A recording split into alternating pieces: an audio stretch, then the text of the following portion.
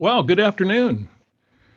Good afternoon and welcome. Welcome to another Webinar Wednesday, number 41 in our Managing Your Small Business Through the Pandemic series that began back on March 18th of this year, shortly before we had a recently enacted stimulus package, which we have right now as well.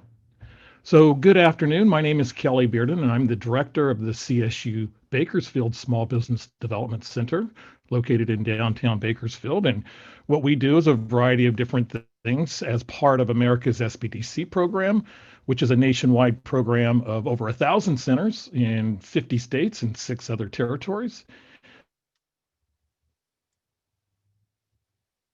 California region.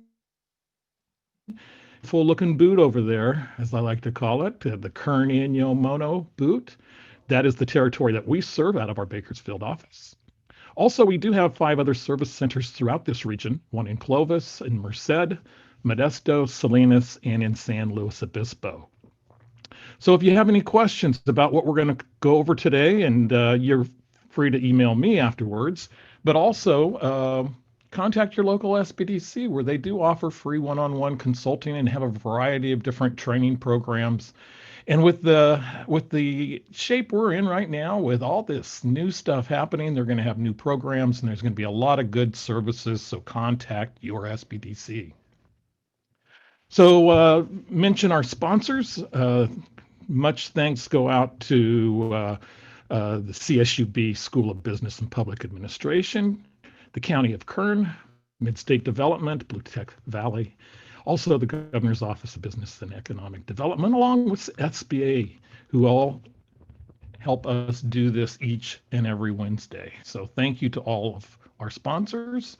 And let's get going. Let's go going with what's new today. Today, December 23rd, the eve of Christmas Eve, which really I thought was going to be kind of a fairly mellow webinar. And the log jam broke. The 5.5 months of stimulus that we've been talking about, it was passed into law. So we're going to talk about that. But first, we're going to talk about COVID and COVID testing sites this week. We had 1,100 positive tests yesterday that was reported by the Kern County Health Department. So we're going to at least show you where the testing is this week, as we have been doing. And testing is available at a lot of different locations. Some of that is going to be part of through the County of Kern and also through the Latino Task Force. So first, the County of Kern sites, and why not just go to the local newspaper, the Bakersfield Californian, and get your information. That's what I'm doing right now. So COVID-19 testing sites, County of Kern, easiest way for me to present this was just to show it right here. So there you go. We're going to actually have testing that's available in a lot of our communities in Arvin and Bakersfield, Delano, in Wasco, up in Tehachapi in the Tehachapi Valley, the Kern River Valley and Mount Mesa. You see that is available there at the Kern River Valley Hospital.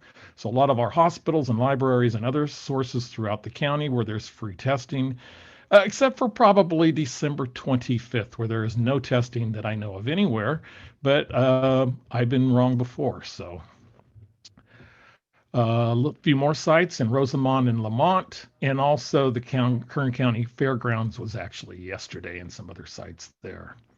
So that is our testing sites that are available through the County of Kern. And get yourself tested. If you have any symptoms, please.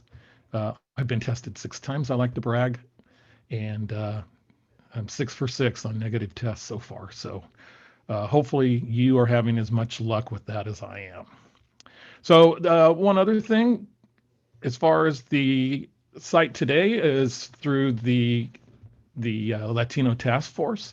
They will be testing today at Plans Park at 1601 Plans Road in Bakersfield until 3 p.m. this afternoon. So there are your testing sites that are available.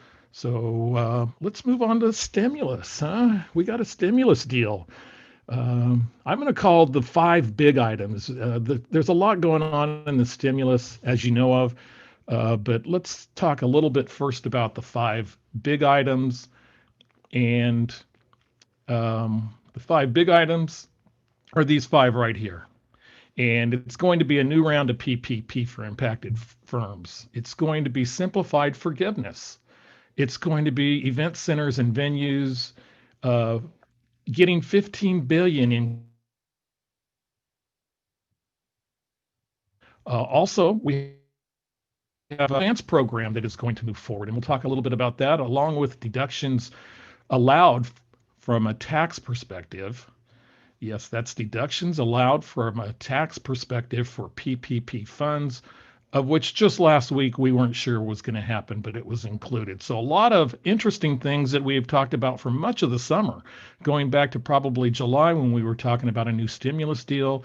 Many of those items have been included in this particular package, including the simplified forgiveness and also the tax deduction. I'll introduce Keith in a minute. Also, the California Relief Grant Program is going to open next week. We'll go talk a little bit more about that, but we're going to reserve much of that for next week. But that is a grant program that is up to $25,000, and we'll talk about that in a few minutes. We'll also talk about PPP forgiveness, since that is a big topic now that we have some new changes in forgiveness, and we have guidance that was actually provided through Congress once this act gets signed by the president. So also going gone is going to be the EIDL program, the SBA Disaster Economic Injury Disaster Lending Program, and also the Main Street Lending Program, or the last chance until the end of this month. Program has been something we backed from the very first webinar back on March 1st, but also that is going to be a thing of the past really soon. So also we're going to, after I introduce Keith, eventually we'll get into the SBA lending in 2021 with Keith Brice and much, much more, but let's jump to the poll. And this is kind of a unique perspective on the poll, because for those of you that have been around with us, you've known we almost always have a poll. And we're going to have almost identical the same poll question as we had last week. And that is going to be that, PPP, now that it's came out, and the second PPP that businesses can get that have suffered a minimum of 25% revenue drop in any quarter compared to 2020 to 2019. So based on that, would you qualify? So we're basically asking if you've had a 25% revenue drop for any of the 4 quarters in 2020 compared to 2019. And then we'll have a second follow-up question on that in just a second. So it's yes, no, or maybe. Yes, you've had a 25% drop in revenue. Last week we asked the question, it was a 30% drop, because that's the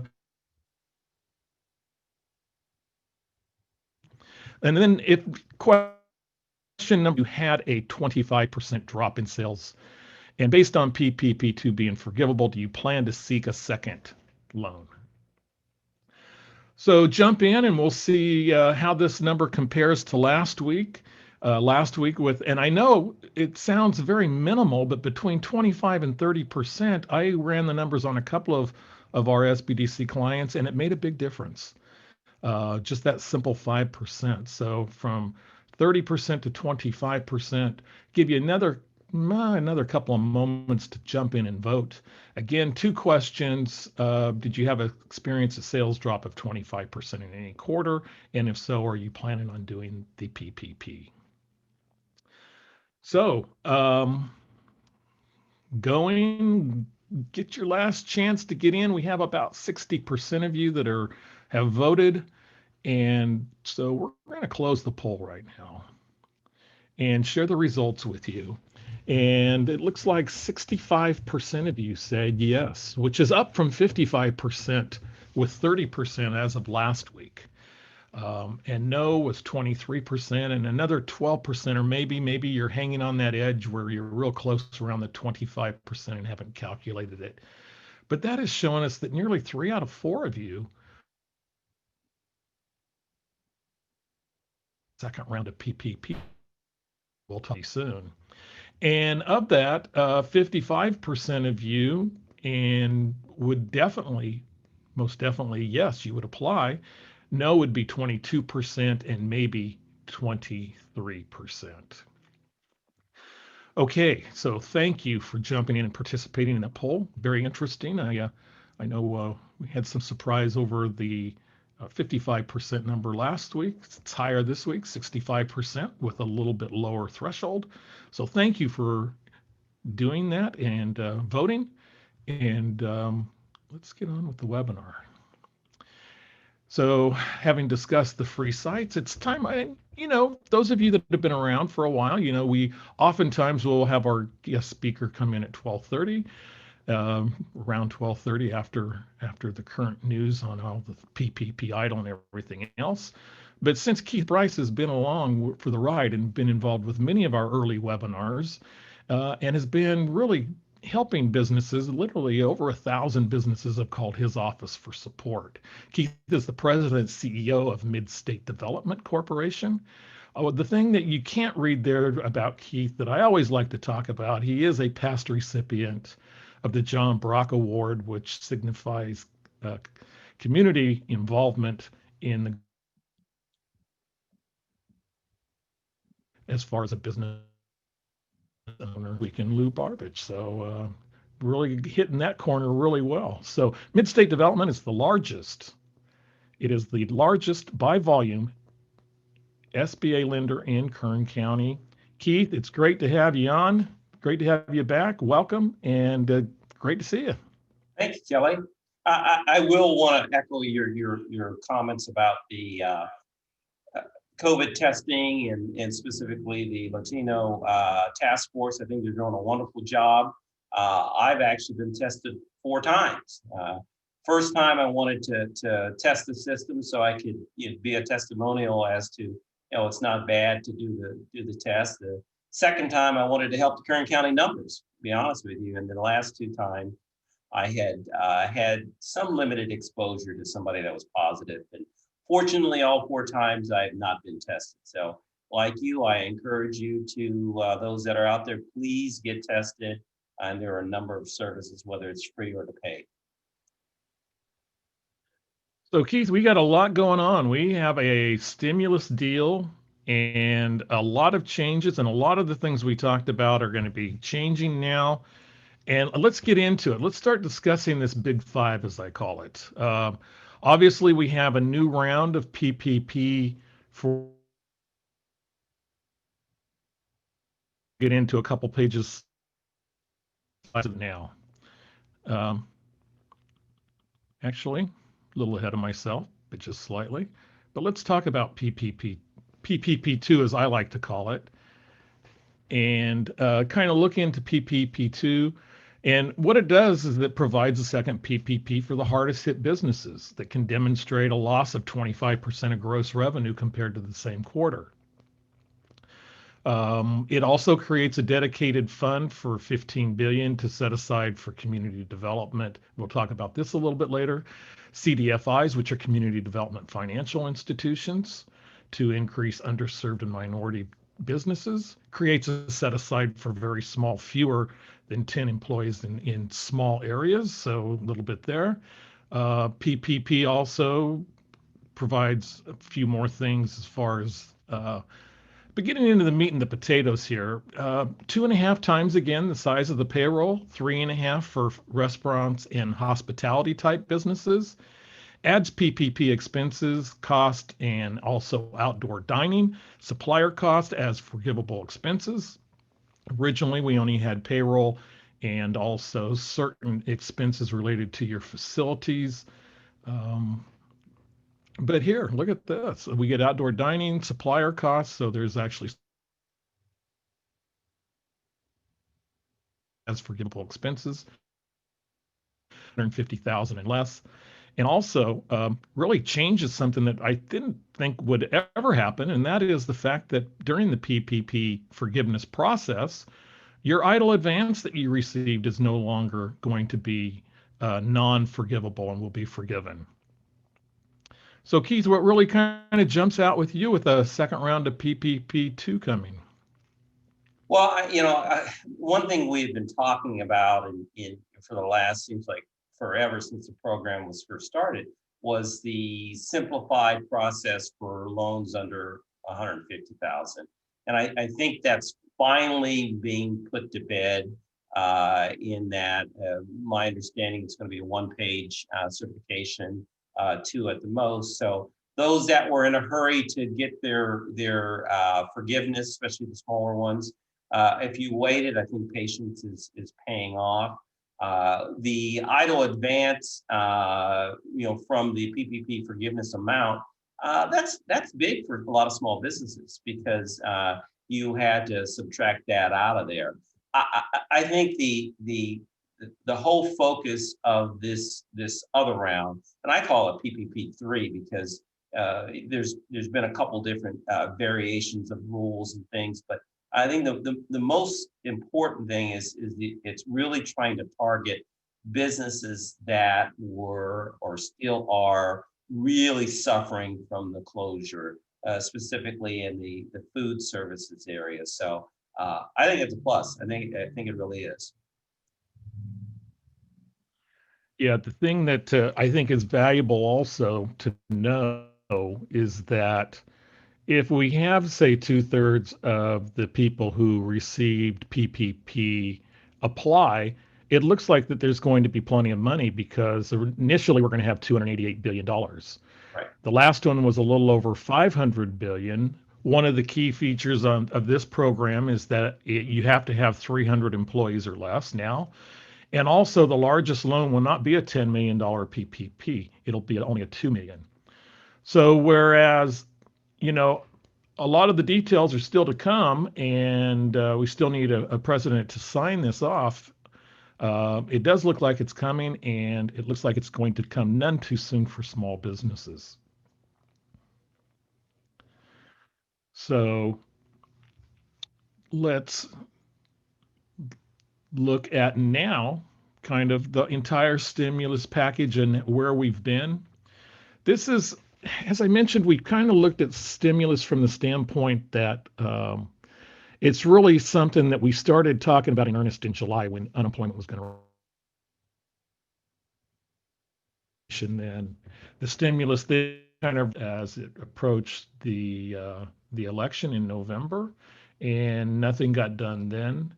And then it was basically the bipartisan committee, the problem solvers, 50 or 60 members of the House and Senate that got together and said, hey, we're bipartisan. We know small businesses need help. And we know also non-small businesses, individuals, and everybody in America, a lot of people need help. So this is the package that they originally floated, which did not have the actual individual stimulus checks, but did have an amount for state and local government, and also had the COVID related lawsuits. And both of those were kind of tossed out after the first week or so.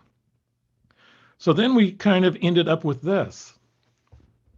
And the ones in red were the ones that didn't quite make it.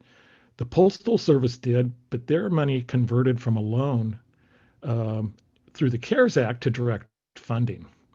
So we have now a variety of different programs that total $325 billion for small business. We have the direct individual stimulus checks. We have an amount for unemployment, $82 billion for education and for vaccine and transportation. Some of the more interesting agricultural support.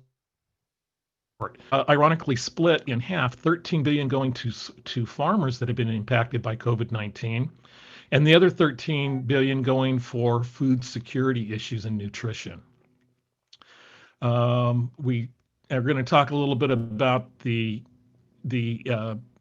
CDFIs and the 12 billion that's available for the nonprofit lenders to put more money into the community, and hopefully other programs that we're going to see locally. 10 billion for childcare, 7 billion for broadband. So Keith, all in all, a pretty good looking package, huh?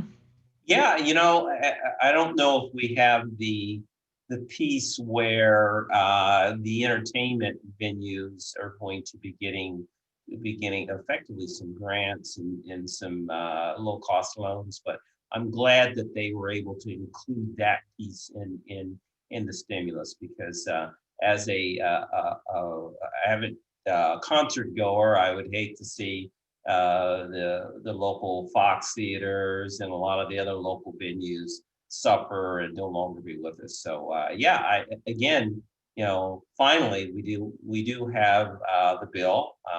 Obviously, there are some changes that the president would like to have prior to signing, specifically in the reimbursement stimulus check. Yeah, and that I guess that change dollar direct individual check. Yeah, that's going to go from going to go. It's proposed to go from 6 to 2,000 and 4,000 per family. So stay tuned. I think that kind of decision hopefully will be made within the next couple 2 to 3 days maximum. So the other thing I think we need to I think we need to promote patience here also, is because a lot of these are going to actually be coming out. A lot of the rules and the details are going to be coming out by SBA, and they've been given 10 days by Congress at the end of when it is enacted into legislation. Uh, so when the president signs, it's going to be 10 days from then when SBA has time to come out. And they do have then, I believe, 21 days to come up with another forgiveness form, a simplified forgiveness form, which I believe is going to be it's pretty much going to be similar to the one that we have now, the 3508S form that is for individuals that were 50,000 and under. But we'll get there. Yeah, Kelly, I think because the size of the businesses and the size of the maximum loan, whether it's the 2 million or the 300 employees, is really going to narrow down the field of applicants. So I don't think you're going to have the issues that you had with obviously the larger firms that were highly publicized that got 5, 6, 7, 8 million and more, to where you're gonna have the smaller firms. So I think it's going to be rolled out much quicker because the oversight, albeit will still be there, won't be as great as if you have a Shake Shack or something like that getting some of the funds. Yeah, the stimulus big five. So Keith, there's going to be also under that 325 billion for small business, there's going to be another amount out for EIDL, as far as the EIDL advance only and not the EIDL loan. So we'll get to that in a few minutes and move along. Okay, so you talked a little bit about your grants for closed venues that have been really, really impacted. I mean, all of events have been impacted, everything from weddings and wedding planners and those types of venues and some of the others. But the arts are kind of getting a boost here, whereas SBA is going to be able to grant up to $15 billion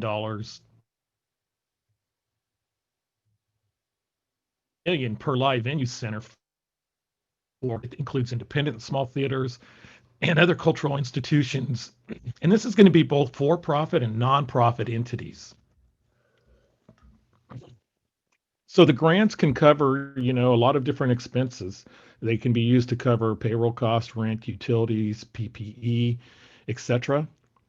We're looking at also 2 periods as far as the hardest hit programs, where they're going to go through 2 dedicated access periods where they open it up. And also they're going to the last one is one thing that's really nice for us small businesses out there and the smaller operators, and that's making sure that there's enough money, $2 billion, to be reserved for venues that have 50 or fewer employees. So excited about this, and it really kind of covers one of the areas that was really, really devastated, the event and venue centers, and good to see that was included. Yeah, hey, Kelly, getting back on that, we've received 2 phone calls already from local folks that are in that particular industry. And again, the devil's in the details on all these programs, but personally knowing how they operate, I'm really confident that there will be some monies available to them. I really like the fact that it's in the grant area. When you look at a loan, obviously a loan has to be paid back. Grants, obviously you don't have to pay that back, and a lot of these folks, albeit they may be allowed to reopen at some time, it's still going to be a long period until they get their revenue back up to where they can be profitable or survive. So the grant aspect I think, is very good. Hopefully, this is enough money. If you look at locally, you have probably a half dozen, if not more, of theaters, playhouses, things of that nature that have not been able to operate. So this is kind of near and dear to my heart. So hopefully those monies will get out there fairly quickly. So the nice thing was also included, was we mentioned, was the simplified PPP forgiveness for loans under 150. Mentioned earlier, they have the 3508 Form S out there. It sounds like another one is going to come. But, essentially what it's coming down to with this new reporting, and it will require a new form because it's coming down to these three items that are going to be asked for forgiveness. It's the number of employees during the cover time on PPP rules as far as the safe havens go, and keeping your employees over 8 weeks, over 24 weeks. And now this is going to cover 75% of the loans out there that were under 150,000. So a huge number. And I know the lenders are probably ecstatic also going through this process now, which will be a lot less burdensome on them, on our small businesses, and really get the SBA back on trying to do work on the next stimulus package and a lot of the things that'll come up there, and especially with the new administration. So they're going to want to know the number of employees.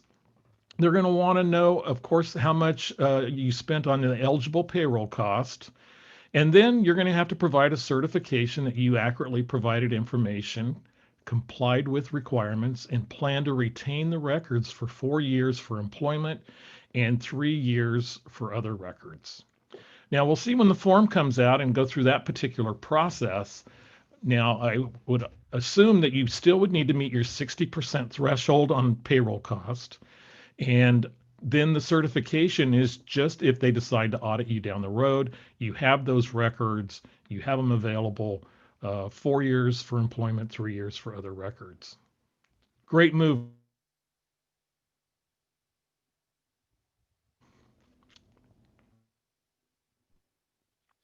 So that's our forgiveness.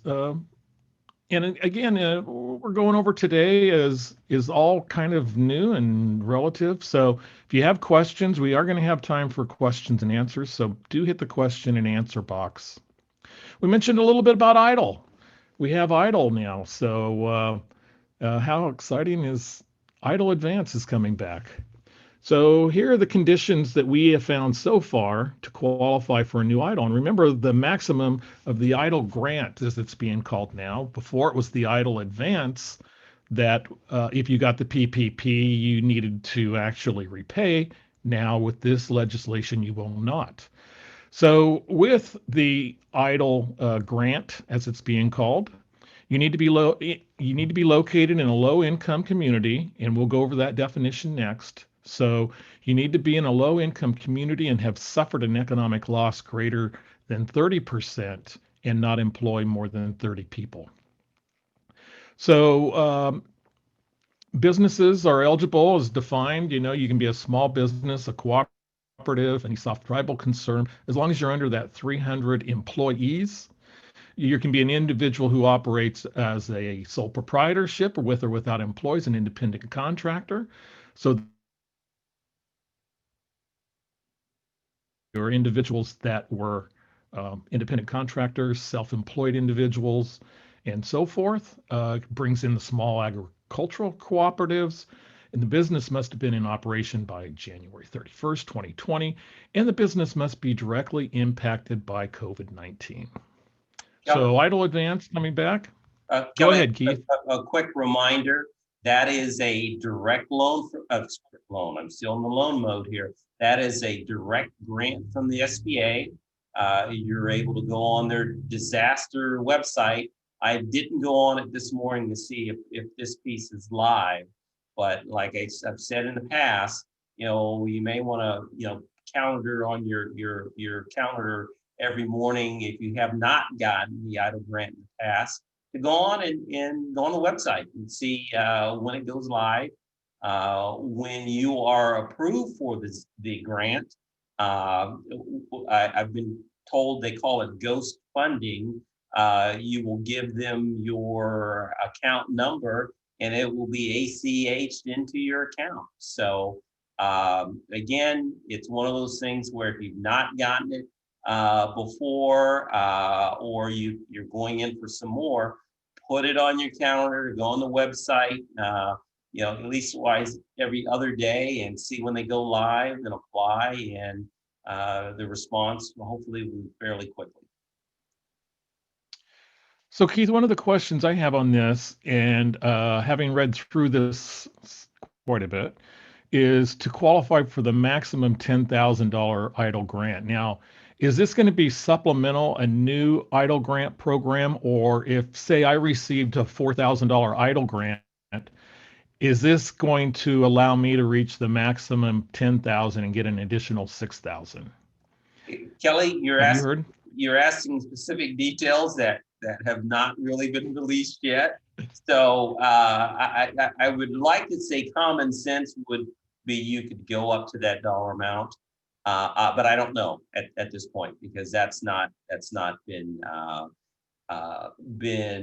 developed yet. But it will probably be, as it has in the past, it will probably be released in some details and then subsequently and maybe modified again. So I think you said be patient earlier. I think the same thing, you need to be patient. When they first rolled out the EIDL advance back in April, May, it was a blanket almost 10,000 per request. Then that was modified down to multiples of 1,000. So don't know if it's going to be the similar kind of process. Hopefully it's not, but stay tuned. So many questions, so many programs right now. Okay. And just so you can see that definition of low income community, because that was really in big letters there. And it's going to go down to individual census tracts and depend on what the poverty rate is, exceed 80% of the statewide median.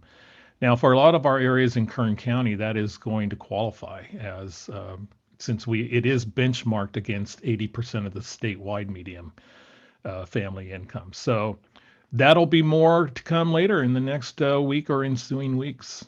But that is kind of the definition they're going to be using.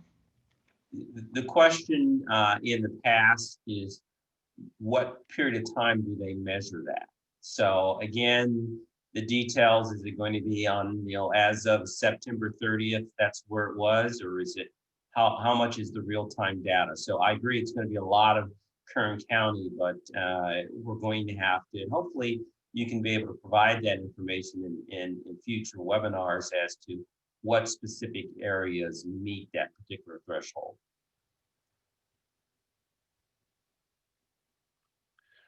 So a little break from the federal side of things, and let's go to the state for a minute. The state, as of this morning, opened up careliefgrant.com, and that opened and went live at 9 a.m. And it calls for about $475 million in grants through the state of California. And we will cover this much more next week, since we will be here on 12:30 and it opens. The things I want you to know right now is that this is not a first come, first serve. What it is going to have is 2 rounds that are going to be open. The first is from December 30th until the 8th of January, so a 10-day period. and you can go online and apply beginning on the 30th, and we will look at that application process next week. It's going to be competitive. There is not enough money to go around and serve all the small businesses in the state of California. By some estimates, it's going to be probably either 3 or 4 to 1 as far as the factor goes. One out of every 3 businesses, small businesses in California, will receive that. To be eligible, there's a number of eligibility issues.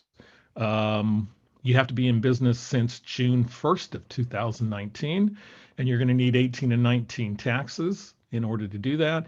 And there are many, many, many, many exclusions. Keep that in mind. Um, keep that in mind, and we will actually we'll be back with that, and we'll go from there. So Keith, as I reach for my screen save here, we will go with that next week. Direct payments. Direct payments obviously came up this morning, and direct payments are the direct payments to individuals, 600 for those making single people making up to 75, $1,200 for couples up to 150,000, as well as 600 per eligible child dependent. Under the bill, the family of 4, a typical family of 4, would receive $2,400. Could start arriving as soon as next week, but that was before the bombshell that happened late last night about the president wanting them to go back and consider amending this entire legislation to add it and go to 2,000. So I didn't see anything new before I looked. Kelly, on my news feed, the bill was vetoed by the president just a few minutes ago. So, well, but as we've discussed and everybody's are aware, the veto, and again, I've not looked at any of the details, but but part of it is really centered around the direct payment. So hopefully it will be revised fairly soon, and that piece can be taken off the table. I don't know if there were some other conditions in that veto or not yet.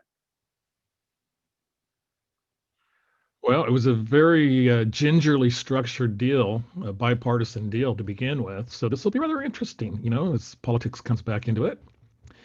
I believe it did pass the Senate by a vote of something around the tune of 92 to 6, but overriding the presidential veto requires, I believe, a 2/3 vote of both houses. Both houses, correct. So I guess it's, we'll keep presenting what we have on stimulus, and if we don't have it now, we'll have it later, I guess. Something we've been saying all summer, fall, and now winter. So there you go. Breaking news. Thanks for the breaking news, Keith. The bill that was recently vetoed by the president also contained an unemployment insurance provision. And this pertains to a lot of individuals out there, both from the employer standpoint and the fact that the PUA, the pandemic revitalized and be extended.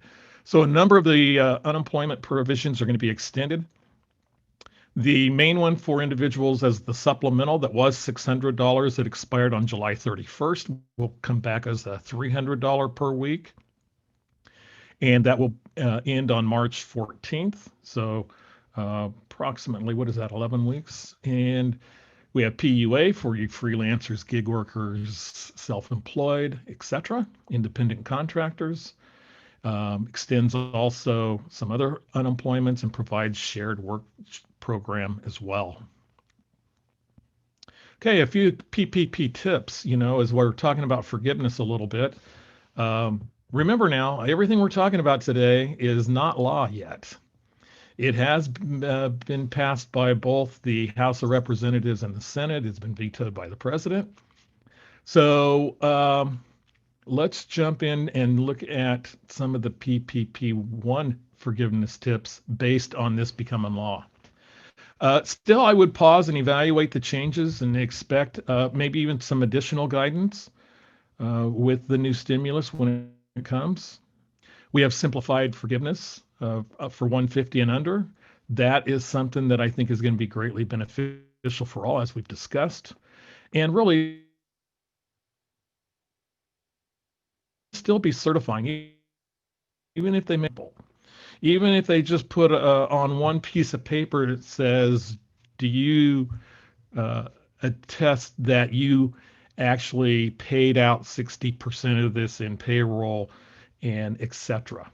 So you are certifying and basically pledging under the oath of perjury or other replications that you have certified that. So keep that in mind when you go through this forgiveness process. No matter how simple, they are going to still ask that you maintained the integrity of the program to the tune of 60% for payroll and other expenditures that were spent in the rightful columns. And still, as far as the timeline, this is a familiar slide, I think, for many of you. 24 weeks to use the funds. If you used it on, if you got your PPP on August 7th, then it will expire around the end of this year. And then you have the 10-month window from the covered period to apply for forgiveness. Your lender then has 60 days to review it and upload to the portal, and SBA 90 days, which does mean that some people could actually have forgiveness if they go through this particular process, have to provide all the documentation and upload that. Let's say or PPP and that particular process, then you still could have, if you go through this timeline, you could actually be getting forgiveness from the SBA in 2022. A few other provisions in here before we move on to the lending aspects of this. There's some in there for broadband, and you see a variety of uses that it would be put to use. I believe $8 billion for broadband. And really, who doesn't need internet these days? CDFI, the 12 billion that we've had, that is going to be used to loan out to other low, moderate income and minority borrowers who have been disproportionately impacted by COVID-19. And also a number of other things that are going to be targeted and do some targeted lending that CDFIs do. And if you're not familiar with CDFIs, a few weeks ago we had Edward Palomar on the show, and he actually talked a little bit about the relending programs that they have. And remember, CDFIs are nonprofit lenders that actually make loans that typically more traditional and conventional lenders do not make. They Yeah. are, Keith. I'm sorry, Kelly. Yeah, the CDFI and the minority depository institutional loans, that was important piece of the bill because there was a feeling amongst a lot of small businesses out there that the smaller companies and the companies that weren't necessarily represented by the major lending institutions, they missed out on some opportunities. So it was pretty constant that all parties involved wanted to make sure the CDFIs and the minority depository institutions got a significant piece or got a piece of the funding. So I'm pleased with that because we don't have currently a CDFI in Kern County, but there is a movement afoot to try to establish one here. So that's positive. Okay, Keith. Okay, yeah. Keith has his top 10 things. Take it away. Yeah, this is really a recap of a lot of stuff that we've talked about, but some of the things that we haven't got into yet is the 7A guarantee is being raised to 90%, and what that does is that allows more lenders to participate in the 7A lending program with a guarantee from the SBA that at least 90% of their loan will be repaid. We already talked about the one-page PPP forgiveness. We talked about the EIDL 10,000 grant that will not be recouped in the PPP. The other piece is the no tax implications for the PPP borrowers on forgiveness. With a caveat is that's federal. Don't know what the state of California is going to do. Loan payments forgiveness on principal and interest to be extended on 7A and 504 loans. I'll talk a little bit about that in a few minutes. We talked about the maximum loan on the PPP. I call it 3 of 2 million. I think Kelly talked about the 25% decrease for the quarters 9/30/19 compared to 9/30/20. And 60% needs to be used for payroll.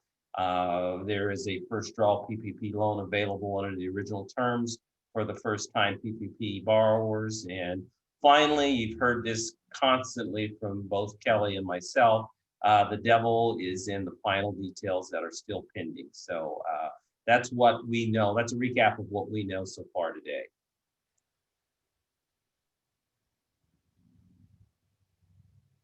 Oh, okay. Now I can get into some specific things that's really in my area, and that's the extension of the CARES Act Section 1112 payment subsidies. If you work with federal programs, you tend to get a lot of numbers, but this was, I think, one of the better programs out there where when the CARES Act was passed, if you had an existing SBA loan, whether it was a 7A loan, whether it was a 504 loan or a micro loan, your payments were being made by the SBA for 6 months. So we had a lot of clients that were SBA customers for a number of years. And what about us? We may not necessarily need a PPP, but we needed some type of relief on our loan payments. Well, that was given for 6 months ending in September. Well, now the program has come back with an additional 3 months of payments starting in February, and that's capped at $9,000 per borrower. Then after the 3-month period, if a borrower is in a underserved or is considered underserved, they will receive an additional 5 months payments up to $9,000. That's big. So you do the math on that. You're looking at 8 months of payments for customers that are having some problems, and those are folks with microloans and community advantage loans and 7A and 504 loans in the hardest hit industries. So you look at food service, accommodation, that's hotels, arts, entertainments, whether it's a bowling alley or even education. So is that are they going to allow child care centers and laundry and personal care services? So again, this is a plus. We have some of our customers in our portfolio that still aren't open. So this allows them effectively almost up to 8 months of payments. And the other thing is a little sweetener if you're starting a new, not starting new, but if you're applying for a new loan between February 1 and September 30th, you'll get 6 months of payments up to $9,000. So there's an incentive to help existing SBA customers. And more importantly, there's an incentive to help newer SBA customers that are applying for a loan that will be approved and funded between February 1st and September 2021.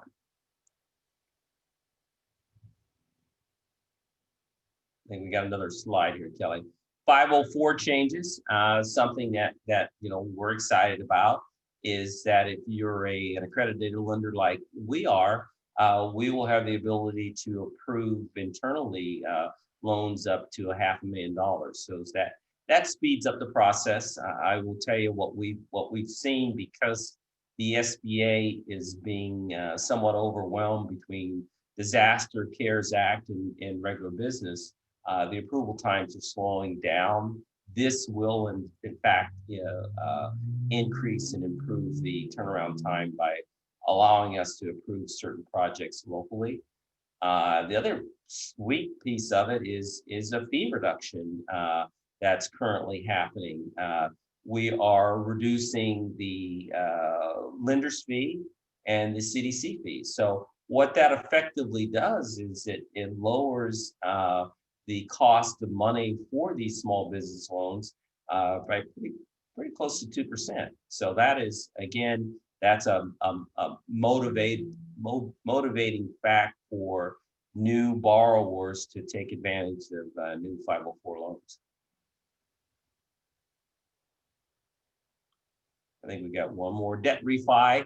A lot of details on this, but effectively what it's allowing is small businesses to access equity in their real estate, along with taking advantage of lower rate environment. Our rates are in the upper twos right now, so that's a big plus.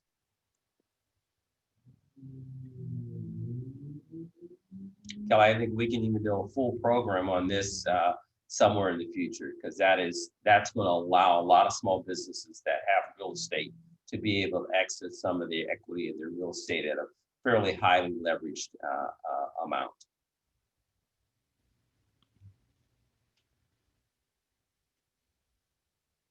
I think these are some of the dollar amounts. We're looking at the $2 billion for our core program, which is 7A Community Advantage in 504, $57 million for microloan program to provide assistance. And I think this is going to help Kelly's area, the SBDC, and $64 million in microloans for minority-owned and other underserved small businesses. So again, the focus is not only on the larger quote-unquote small businesses, but some of the really small ones too. Okay, great. Got some time for some questions and getting some questions, and some of those are dealing with the materials from today. And what we will do is we will email out the links that we've talked about today. So a number of the links, along with a link to rewatch today's webinar. And we don't usually email out the slides, but we can do that individually. If you'd like, let me know. We'll get that out for Christmas, wrap a tight bow, huh? So questions. Let's go to the questions and answers. And so number one question. I was notified today that the grant relief fund will be available on 12/30. Is that amount 10,000 or did it increase to 25? Well, the program just called the California Relief Grant Program that does begin on 12/30, that we're going to talk about a lot next week, actually has 3 levels of funding, of which one of them is at 5,000, one is at 15, and one is at 25, if I recall right. So it depends on if you earn over $1 million and under 2.5 million, which is the cutoff, you would receive the 25,000, and in the middle, you'd receive the 15, and 5,000 if you have less revenue. So let's see. There is the round of, some of these are probably earlier questions before we cover the Event Center grant recently vetoed. Will the new round of PPP include a nonprofit 501c7? They were excluded last round. Now, Keith, my understanding is I think it's available for C3s and C6s. Yeah, the only thing I've seen is the C3s and C6s. So I have not. That doesn't mean it's not in there, Kelly, but I have not seen that yet. So hopefully they will add that in probably some of the later details to come later. Now, I guess the question would be, If there's more money for the Kern County or the city program, if those that designated nonprofit may be eligible under those programs too. So if they've not looked into it, and a lot of folks have been pretty good at checking the different programs, but I'm not sure if either one of those would also allow that particular 501c designation. Keith, for those that have already received EIDL loan, can they apply for additional funds? So the question is did you get your maximum EIDL loan? When you say, the EIDL loan is going to end, my understanding, the current version is going to end at the end of the year. So what was renewed or part of the other is the EIDL advance. So is the question about the advance or is it about the EIDL loan itself? Again, I've not seen anything About the EIDL loan. On the EIDL loan. Kelly, I haven't seen where the new version of the EIDL loan has been rolled out, but I know and I've had several clients that have gone in and have gotten additional monies from their first EIDL loan. So if you're going to try to do that, we are at December 23rd. I would go on and make my request today. Yes, definitely. And that is the reconsideration process that we've talked a little bit about. If you haven't received the full amount of 150, you can apply through reconsideration. And there's a phone number for the SBA disaster loan. I would contact that. I would call that phone number today. But there is a process where they will request some additional financial information and then make a determination. But that does definitely close on 12/31. And being 12/23, as Keith mentioned, I would definitely do that today. But I know, Keith, both you and I have really thought highly of the EIDL program and what it did, even though it was limited to 150,000 loan proceeds. But there is the reconsideration process that's still available for a few more days. That's the route I would go there. So what if I did submit my EIDL advance payment already? Am I still qualified to have it forgiven? So I assume that you went through the PPP process for forgiveness. You got your loan forgiven, hopefully, and you were then paid off the EIDL advance that I think a number of people have done. So is it eligible to be forgiven? And that is going to be a good question, right? Kelly, that is part of the devil in the details that we put there, because there are going to be those little nuances like that where, are you going to be able to go back and recapture? I can't answer it right now because we don't know. Again, keep in mind, the legislation was passed by Congress. The specific of the mechanics of it is going to be dealt with somewhat with the SBA, with potential revisions going back to Congress. An example is the application process for forgiveness of the $150,000 PPP loans. When it was first rolled out, the application was longer. Well, in this new stimulus fix, it's fixing that application process to be a shorter period of time. So again, you have the legislative bill here, and then you have the practical implication of what's in the bill. And sometimes there is a gap there that will require certain fixes. Yeah, here's a question. It says on the SBA site, no advance available. Will this change with the act? And I'll just say yes, it will, as soon as it gets either signed or overridden or redone.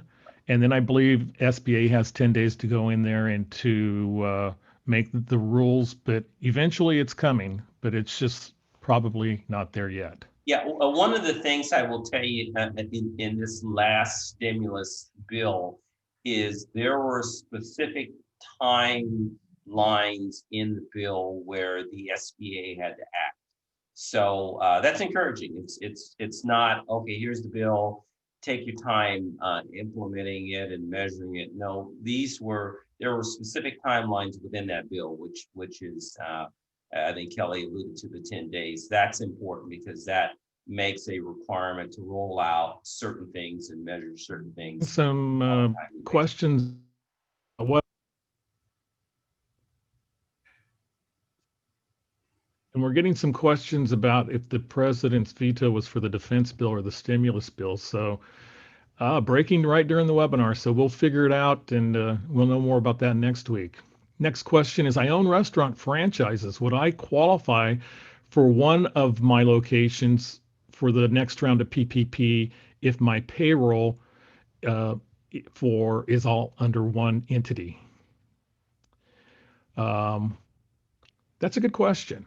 And I know that there were some specific things that were mentioned in advance about restaurant franchises, but I believe we'll just have to wait for more information on that. So, but Can businesses also write off the expenses covered by the PPP loan that is forgiven? And that is yes. That came out in today's too. And we didn't really have much of a chance to cover a lot of the tax implications that actually are in the stimulus. But that was the one big thing as well, was that the deductibility of PPP expenses is now going to be allowed once the legislation gets signed and enacted into law. So, but Kelly, I want to emphasize that's federally, not necessarily for the state. So we have to stay tuned whether the state of California will mirror what's going on federally. Right. Yeah. So right now, once this gets signed and enacted, it looks like that is definitely something that will help. And more on taxes and all the tax stuff that's involved in this stimulus deal later. When does the second round of PPP open? I'm going to just say hopefully sometime in July or January, excuse me. Hopefully sometime not in July, hopefully sometime in January. And are all banks opening, they're going to be participating in the PPP that participated before? That is something you'll want to check with your individual lender. Kelly, can I jump in here real quick on that? The PPP loan program was somewhat profitable to the lending institutions once they got their platform and their ability to take in the applications because of the fee structure. But the challenge is the delay in the reimbursements. I think that's gotten better.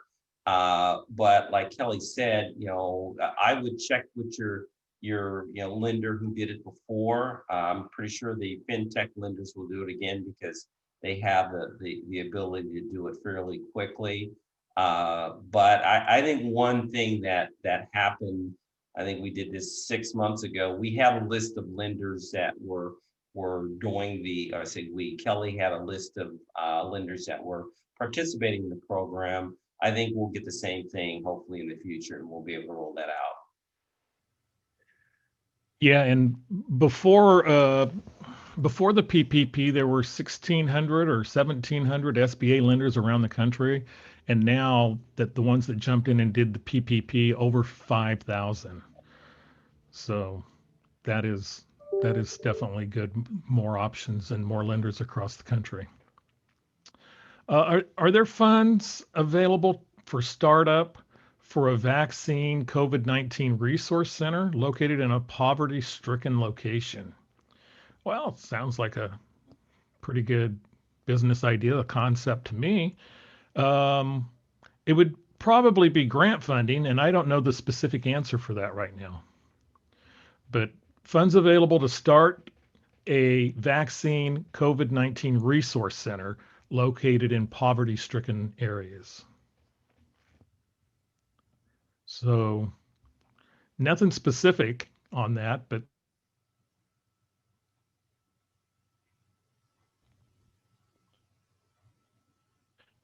is on the new PPP application, it asks for an average monthly payroll. Do you think this is a 12-month average?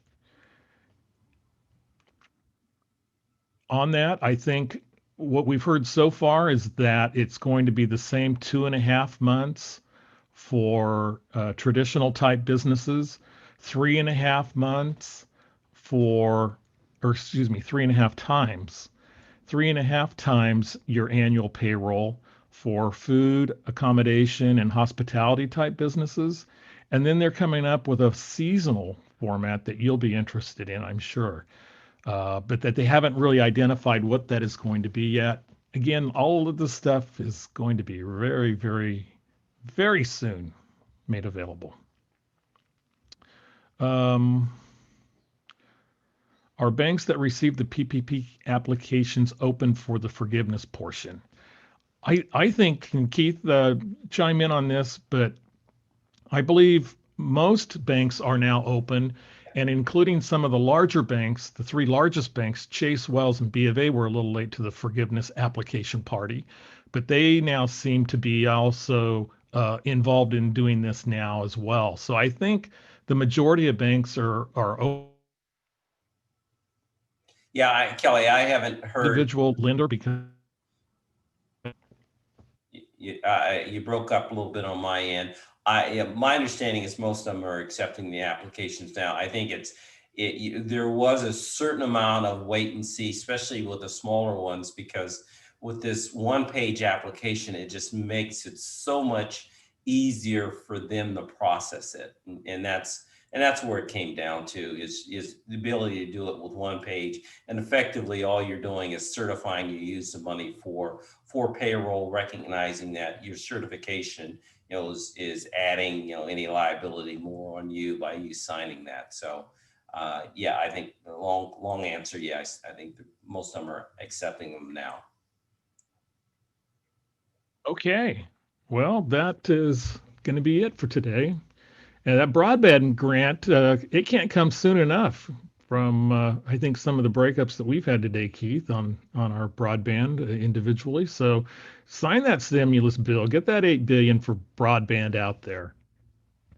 So we'll be back next week for another number 42 in the series. Our special guest will be Dr. Richard Gearhart, for associate professor at California State University, Bakersfield, the economics department, talking about some very interesting COVID-related data that he has been able to mine. So should be a great Gearhart. Oh, back next week. Be looking for the email that's going to come out, and it will have information on a lot of things, including a repeat of today's webinar, the resources we've talked about, and some of the other things. So great. For Keith Brice, I'm Kelly Bearden. Have a very, very happy holiday season, a very Merry Christmas, and we'll see you next week. Bye-bye, everybody. Happy holidays.